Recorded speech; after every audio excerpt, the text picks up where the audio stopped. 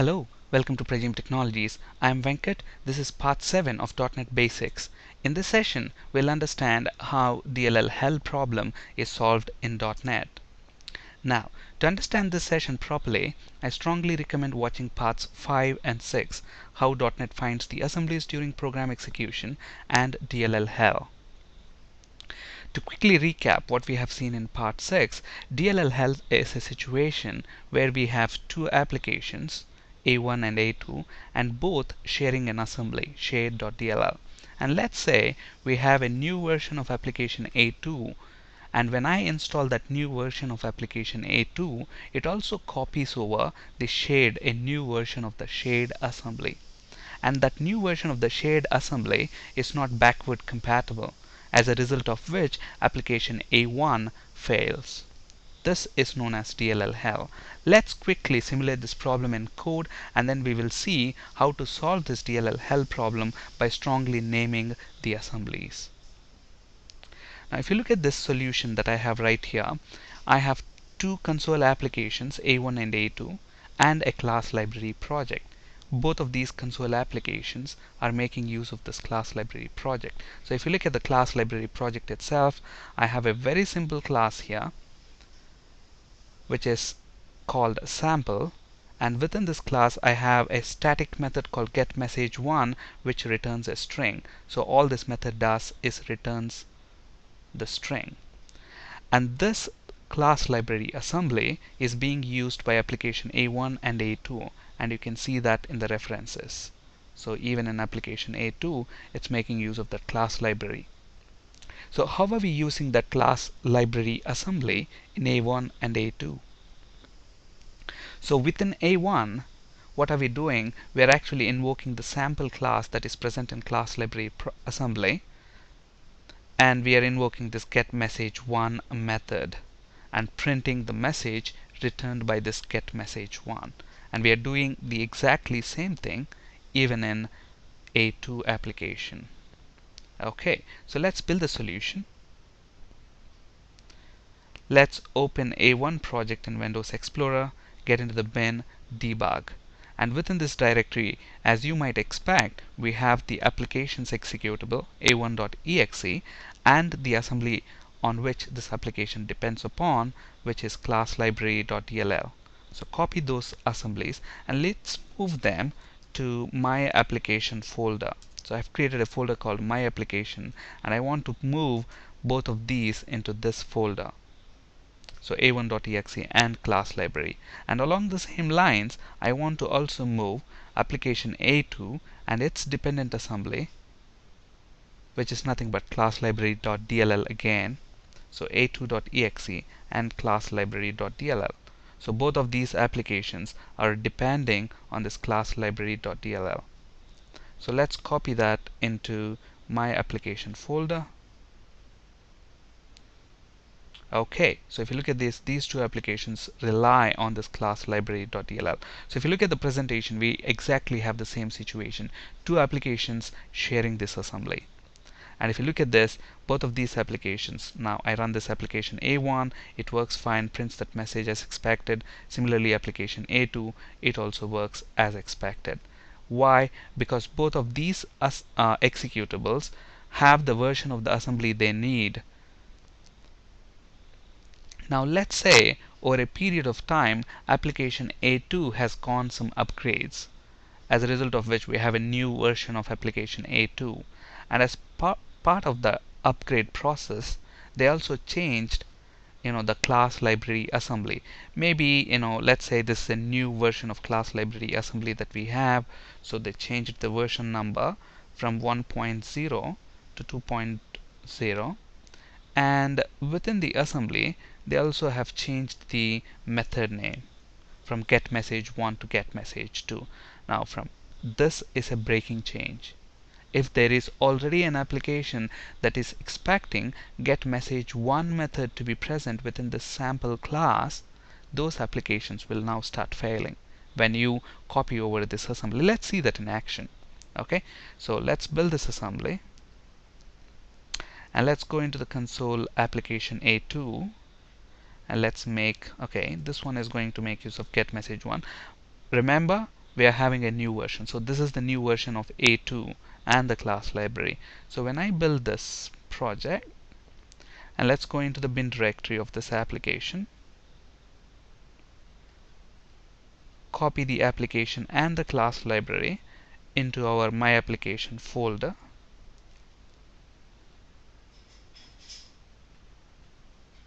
copy and replace that. Now look at this. We installed a new version of A2 application, as a result of which it overwritten the class library.dll as well. And now when we run A2, it works fine, there's no issue. But the existing application, which is A1, it fails. It will not find get message 1, because why? This class library.dll contains get message 2 method right now. Get message 1 is removed, and the change for this assembly is not backward compatible. And it has been accidentally overwritten by the installation of this new application A2, as a result of which your existing application A1 stopped working. So this is nothing but DLL hell. Okay, so now let's get rid of all of these and let's see how to solve this problem.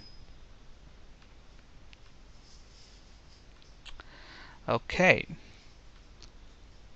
so let's put it back to how it was before. So let's go to assembly info.cs of class library. So let's make it version 1 like how it was before, and let's call this method as usual, get message 2 1, and let's build this class library assembly, change A2 to back what it was, get message 1. Okay, now let's strongly name this shared assembly. And how to do that? Very simple. We use the strong naming tool first to generate the key pair, the private and public key pair. Once we have that key file, we then use the assembly key file attribute and then strongly name this assembly. And if you're not sure how to do that, we already have a video recorded on that, so please check that video, because we'll not be covering the complete details of strongly naming an assembly here. Alright, so I already have the key file which is generated using the strong name tool, and it is present in the C drive. That's the name of the key file. So let's copy that. Let's get into the assembly info.cs of our class library assembly, and within that we use the assembly key file attribute. So assembly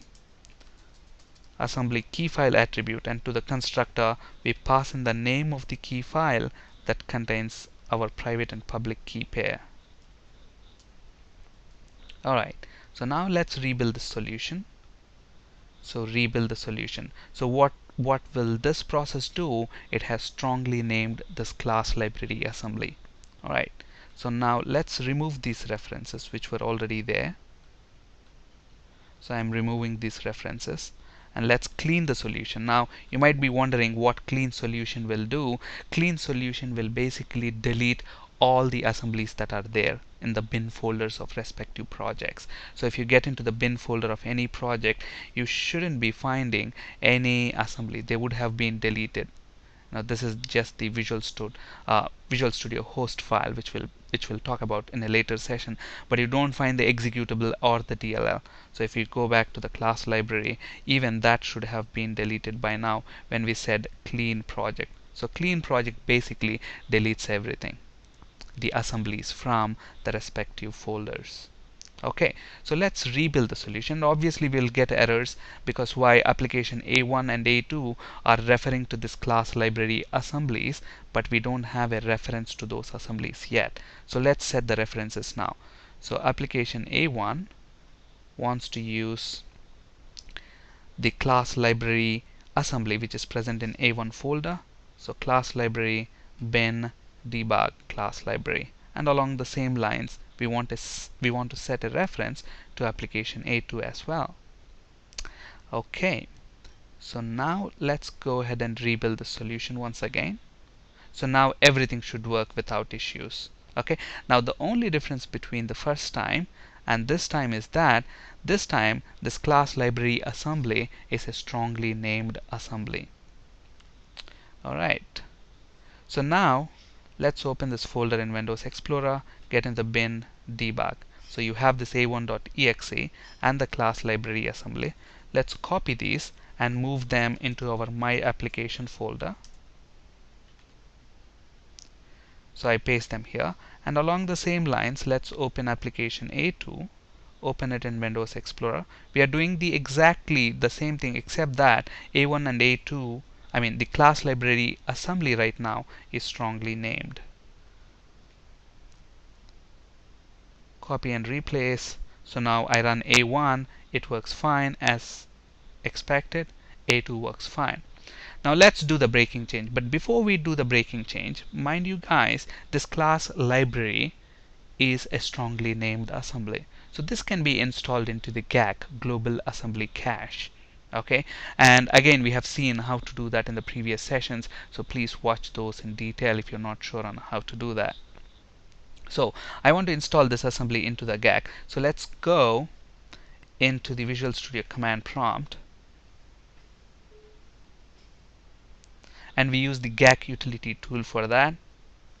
So GAC util -i for install, copy the path which is c:\my application,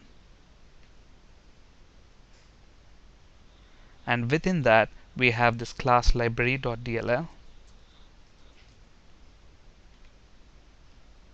and press enter. So what should this do? This should install this class library assembly into the GAC. So since this, I mean, we have built this assembly using .NET Visual Studio 2010, and we have .NET Framework 4.0, the location where this assembly is installed is actually C Windows Microsoft .NET assemblies. Remember, if you have .NET Framework 4.0 installed on your computer, you have two versions of the GAC, and we have spoken about that again in our previous sessions. Okay, so let's go to c:\Windows Microsoft .NET assembly, and within that, if you go to GAC MSIL, you should see a class library folder there, within which we have, this is built using version 4.0 of .NET, and the version of the class library assembly is 1.0.0, and this is the public key token. And if you open that folder, you should see class library assembly. Very good. Okay, now let's go ahead and do the breaking change that we want to do. Now let's say there is a new version of A2, and A2 has changed some of the things in this assembly. Let's say they did the exact same thing. They changed this method name from getMessage1 to getMessage2, and obviously they need to change the version number as well.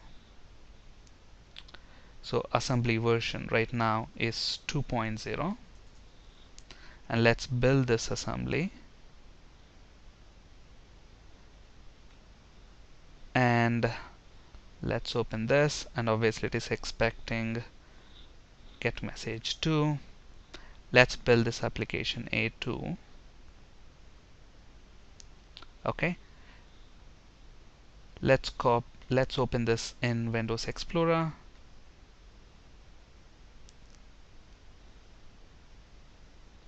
bin debug, copy the application and the DLL, go into My Application folder, copy paste them. So now, as you might expect, it did the same thing. It overwrote a2.exe and class library.dll. Now this is a version 2 of class library, and remember, since this is strongly named, you can install this as well into the GAC. Now if I run a1.exe, look at that, a1.exe will still work. Look at that, it's working, and a2.exe will also work. Because why? If you remember how .NET Runtime environment finds assemblies during program execution, it's very simple. It searches the version it requires, and if it's a strongly named assembly, it checks the GAC, and if it finds it there, it pulls it from there and then uses it. If it's not found if it doesn't find it in the GAC, and if there is a configuration file, and if you have specified a specific location to search for in the configuration file, it searches for that location. If there is no configuration file, then it searches in the location where the executable is present, and if the assembly is found there, it uses that. So please check that video part, and you'll understand that in a great detail.